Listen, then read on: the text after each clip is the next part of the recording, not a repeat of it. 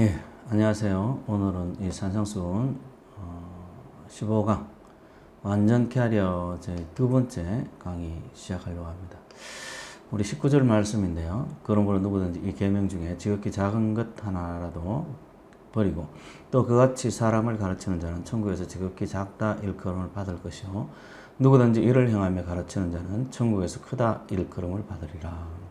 이 구절인데 우리 지난번에 이제 완전 캐리어 이 첫 번째 순서에서 봤듯이 율법은 없어지는 게 아닙니다.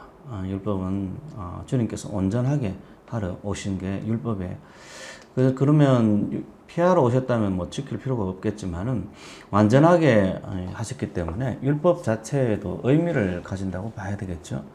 그래서 바울이 이야기했던 것은 그 당시에 있던 어떤 율법주의자들, 율법으로 구원받는 그런 거에 대한 어떤 폐함이지 율법 자체에 대한 어떤 그런 폐함이 아닙니다. 그래서 이 율법에도 하나님의 어떤 거룩하신 성령께서 역사하셔서 모세에게 율법이 수여된 것처럼 이 성령의 역사는 율법의 어떤 과정을 통해서 이루어지고 생성되어 갑니다. 원수를 미워하지 말고 사랑하라라는 것도 이 구약성 모세오경에 나오는 그런 이야기지 않습니까? 예수님께서 사랑하라는 어떤 계명을 주실 때 조금 그 의미하고 조금 차이가 있긴 하지만은 어쨌든 이 마태복음 5장에도 원수를 미워하지 말고 사랑하라는 구절이 나와 있죠. 그 말은 뭐냐면 모세에게 주어진 율법 그 연장선에서 온전케 한다는 의미에서 이 산상수훈이 주어졌다는 것을 말씀하세요. 예수님 말씀 뭐 그대로죠. 율법 1.1획도 없어지지 아니하리라. 그러니까 이 계명을 지키면서 살아가야 되는 거예요. 지키면서.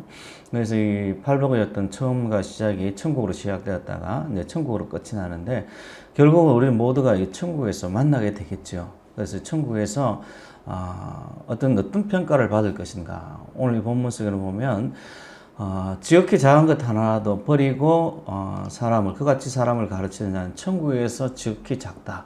그리고 이를 행하며 가르치는 자는 천국에서 크다. 이 크다 작다는 형용어지 않습니까? 아름답다, 이쁘다, 뭐 이런 어떤 형용어인데 크다 작다는 뭔가 비교가 되는 거예요. 그 천국에도 차등이 있는 겁니다.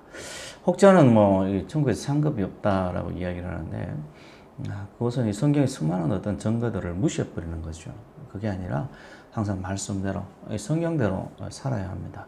그러니까 이 성경에서 크다 작다 하는 것은 성경에도 천국에서 이 큰 사람이 있고 작은 사람이 있다라는 거예요. 그래서 이 땅에서 우리가 한 일에 대해서 오늘 본문에 보니까 지극히 작은 것 하나라도 버리고 사람을 가르치는 자, 그리고 이를 행하며 가르치는 자 해서 이 땅에서 우리가 어떻게 살았느냐에 따라서 천국에서 작다와 크다가 결정이 되어지는 거예요. 그것도 이 하나님의 말씀, 누구든지 이 계명 중, 율법을 이야기를 하는 것이죠. 이 계명 중에라고 이야기를 해서 율법을 이야기를 하는 거예요.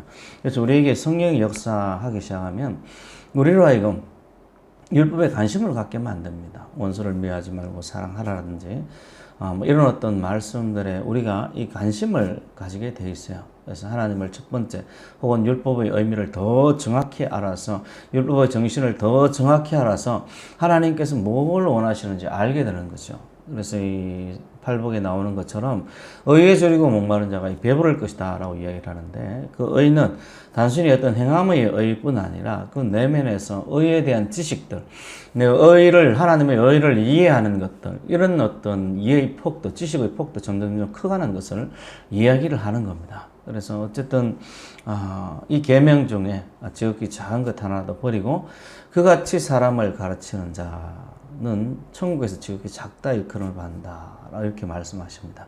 그리고 여기에 또 하나 의미가 있는데 작은 것 하나를 버려도 그 사람이 천국에 있다는 거예요.